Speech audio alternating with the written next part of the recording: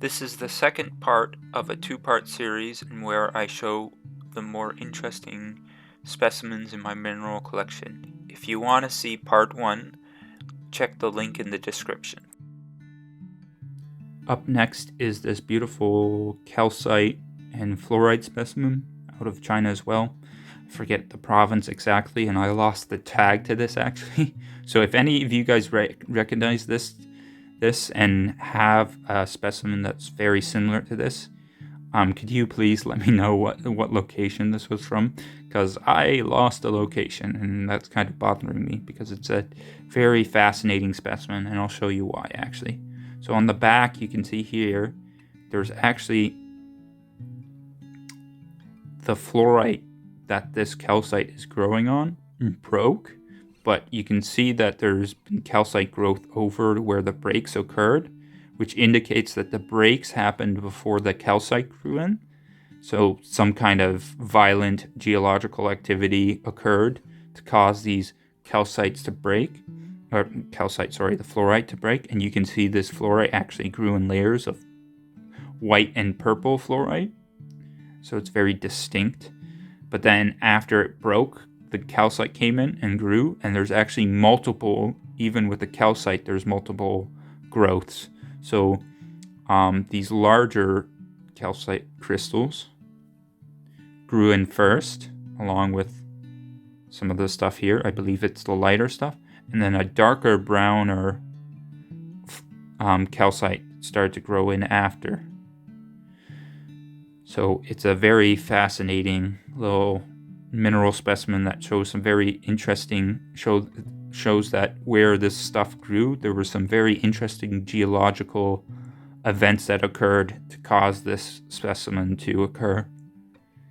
But it's kind of annoying that I don't know where it comes from because I lost the tag to it, and it's really bothering me. I did try and contact the seller. They haven't contacted me back, so I don't know. Maybe if one of you guys is specifically a collector of just Chinese minerals, you'll know where this comes from, because this is very distinct. Like when I saw this, I had never seen anything else that came out of China with this combination of like minerals.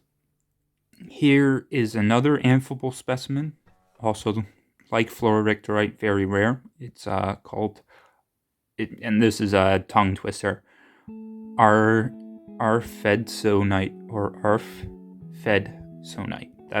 I think that's how you pronounce it. I'll just show you how it's spelled. Like it's a tongue twister, as you can see. This one comes out of Malawi. It's part of the amphibole mineral group as well, or family. I don't know what exactly the correct term is, but it's this very nice amphibole specimen, and it's growing on some, I believe this is like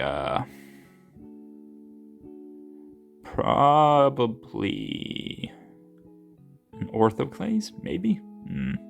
I don't know if orthoclase is usually white. Anyways, it's a feldspar. It's growing on feldspar. But it's a beautiful little amphibole specimen. Up next is this beautiful purple specimen. This is a mineral known as Kammererite. I believe that's how it's pronounced. It's a chromium-rich version of clinicore.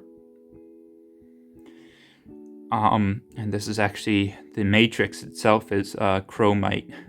So it makes sense that you could find a chromium-rich version of clinicore. And actually, so the seller I bought this off of was a Russian seller, who they collect their own specimens. I've seen some of their their videos of them collecting in their mines, and the occurrence this comes from is a chromium deposit in Russia.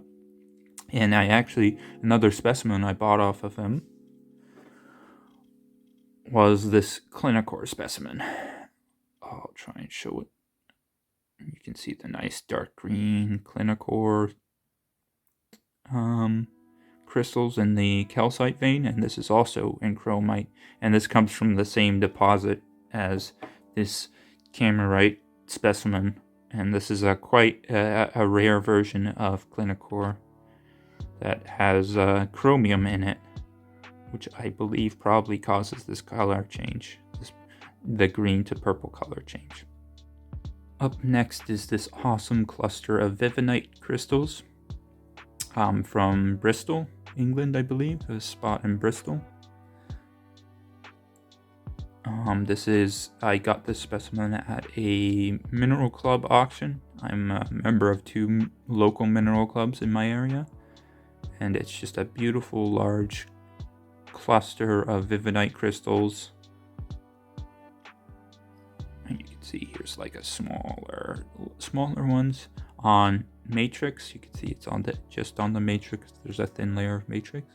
It's a beautiful kind of greenish blue color, and interestingly enough, an interesting fact about this greenish blue color is that most of the time when Vivianite is found, it's actually clear, and it's only after it's exposed to sunlight, there's some chemical reaction. There's just basically in the mineral and Vivianite, there's oxidation that occurs, and it's the oxidation that causes this beautiful bluish green color, though that's not always the case. And in some cases, when it's found, it's already this bluish green color, but a lot of the times it's found clear, and then once exposed to sunlight and the natural air, it becomes oxidized and turns this awesome bluish green color. The last 2 specimens that I'm going to be showing you, I thought I'd just talk a little bit about some interesting stuff about both of them, because they're both considered, so I guess this is a lapidary term. They're both considered old stock, so they're material that can no longer be collected. Like the spot that these pieces came from has been basically dried out. Like the people who mined it have collected all that they can. So I thought I'd just give this little blurb before I show you them. So here is a thin slab of crazy lace agate that I bought at a mineral convention. Like I mentioned in the little blurb before, this is old stock. The original Mexican crazy lace agate. The spot where the original stuff came from is, from what I understand, dried out, like there's no more. So when I bought off of the seller, I double checked that this was old stock and that this was like genuine material, and they confirmed it. This was like in their leftover slabs bucket, usually with the people who do like lapidary work and who work with agates and slabbing and stuff. A lot of the time when you go to the conventions, a lot of their booths will have a little box off to the side with just like cutouts and rejects, and this one I think was just it's pretty thin, so there's not a lot you can do with it. And then B, you can see here and along here there's a pretty big fracture, and then there's a fracture running along here too. There's a couple fractures in this piece, so I don't think it was the greatest piece to do any work on, so I think that's why it was kind of in the discard. But I double checked with the seller, and he actually showed me other pieces that came from the same block of material, and I double checked that this was in fact genuine crazy lace agate, and that's what this material is. And it's pretty beautiful. It's got some really nice colors and really beautiful fortifications and patterns, and it's just a little fascinating piece. It's not very polished. It's like the pre-stage before polish, so I'm thinking of maybe just polishing this slab, and this will just be a display piece that I keep on my desk. And you can just see all the beautiful little patterns and stuff. It's a beautiful example of genuine Mexican crazy lace agate. Last but definitely not least is this large chunk of beautiful ocean jasper. Now, ocean jasper came from a place in Madagascar, a mine in Madagascar, and this mine has now closed because this material has just been mined out. And it's known for these very beautiful orbicular eye spots. You can see them in here. This is a great specimen that shows that. Now the best specimens were the ones that had clear calcite veins with this orbicular formation, and there is some of that in this specimen. I don't know if I'll ever cut this one. I'm a little afraid to do that because this is just such a fascinating, beautiful specimen. Maybe I'll take a slab out of it and then take thinner slabs and do some caps with the material below here, and then keep a thicker slab as a display piece, because first and foremost I am a rockhound / mineral collector, so I want mineral specimens. And then secondly, I'll probably make some caps out of the extra material just for fun.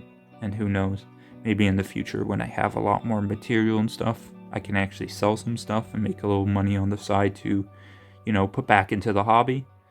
But yeah, this is just a very beautiful specimen of ocean jasper, and you can actually see here there's a bit of, I believe this is chlorite-rich quartz druzy, and you can see that chlorite-rich quartz druzy along here. There's nice green quartz, and you can actually see in other spots. Let's see, yeah, you can see it. Okay, so if we get nice and close up, you see right there, you see kind of like, it's almost like flower patterns. There's so many just interesting patterns and formations in ocean jasper. It's a fascinating material. But this is another example, just like the genuine Mexican crazy lace agate. Both of these spots have been cleaned out. And so both of these specimens, the crazy lace and this ocean jasper, are considered old stock. But yeah, this is another beautiful mineral specimen. Well, we have reached the end of the video. I hope you enjoyed these specimens as much as I enjoyed them and found them very interesting. Maybe leave a comment and say which one was your most favorite. And please do like, and if you haven't subscribed yet and you enjoy this type of stuff, please subscribe. Liking and commenting helps me get my video to more people, and more people will see these awesome specimens. And that's all I want to do, is just share my collection and just show people, as many people as possible, this wonderful little parcel of stuff from my large collection. Well, large. It's not large compared to a lot of others, but I think it's pretty decent for a person my age. I think I've collected a decent amount of specimens. But yeah, if you like this type of stuff, please like and subscribe if you haven't, and I'll see you guys in the next video.